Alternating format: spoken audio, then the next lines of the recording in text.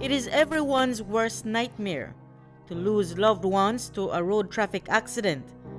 Traffic accidents have been among the leading causes of death in this country. Many times, these accidents can be prevented if only drivers and travelers follow the traffic laws.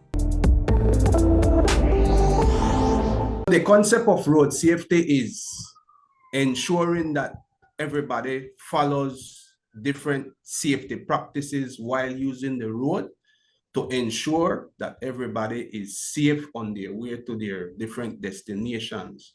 The first phase of the Road Safety Project upgraded the southern portion of the country between 2013 and 2018.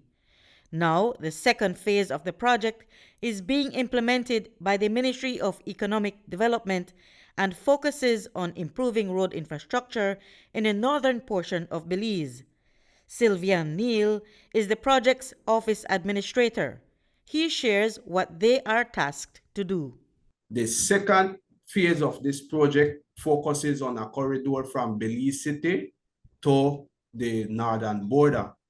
And that infrastructure development that is being undertaken by the Ministry of Infrastructure Development, while we deal with the softer interventions surrounding awareness, and this includes various initiatives and partnerships with the Department of Transport, the Police Department, the Ministry of Health, the Ministry of Education, and of course the Ministry of Infrastructure Development. No, we have different components that we undertake with these different partners, whereby we procure different equipment, such as enforcement equipment for the Department of Transport, and as well as the Police Department, to help them to deal with their patrolling and their checkpoints.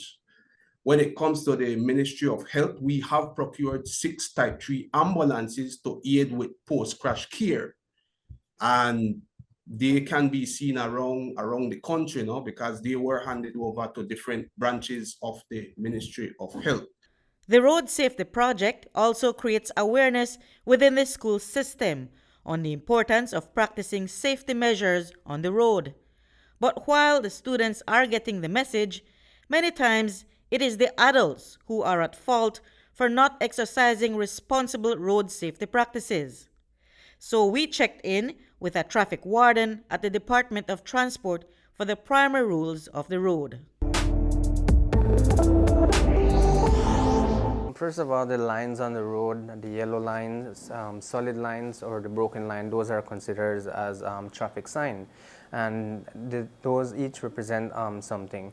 The broken line would represent that in that area, when you want to overtake a vehicle, you can overtake, you are allowed to overtake that vehicle as long as it is safe. So the burden to ascertain whether it's safe, that rests on the driver. Now, as opposed to the solid line on the road, that is indicating to you that you are prohibited to overtake in that section. You should not overtake in that section. And these solid line are placed in specific areas. You would notice that they would be either around curve or on the crown of a hill. They are the speed layer, there is a speed limit. So the speed limit within town and villages would be 15 miles per hour for truck and buses, and other vehicles would be 25 miles within the villages and town also. Now on the highway, it's supposed to be, by law, for truck and buses is 45 miles per hour and 55 miles per hour per other vehicles. It is unlawful for passengers to be behind a pickup. It is not allowed by law. Because the law specifies that the passengers when in a vehicle need to be affixed to fixed seat. There are other rules that travelers must obey when on the road. Not wearing seat belts and driving contrary to the free flow of traffic are also violations. A helmet protects your head first and foremost from head and body, from head injuries. And a certified helmet, which would be a helmet that has a visor, a proper body to cover your entire face, that has different components, such as the visor protects your face from debris that might be flying into your face, insects.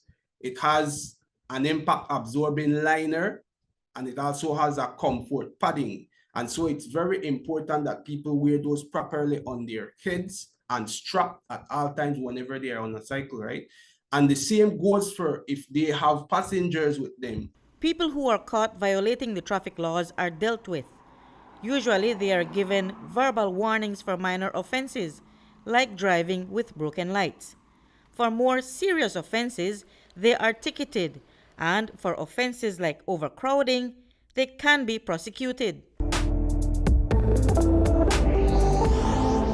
After the summons is issued, then they would have to appear to court, and when they go to court, they are the one that would plead guilty or not guilty, but majority of the times, in my experience, they would plead guilty because they don't want to waste the court time. The fine that they would charge them is $100 for in the court. That is what they would charge For them. overcrowding a bus? Yes, for excessive passengers on a public service vehicle, plus Okay. $5 cost of court. Traffic Warden John Alvarado says that in instances when drivers are stopped and are suspected of drinking and driving, they use the breathalyzer.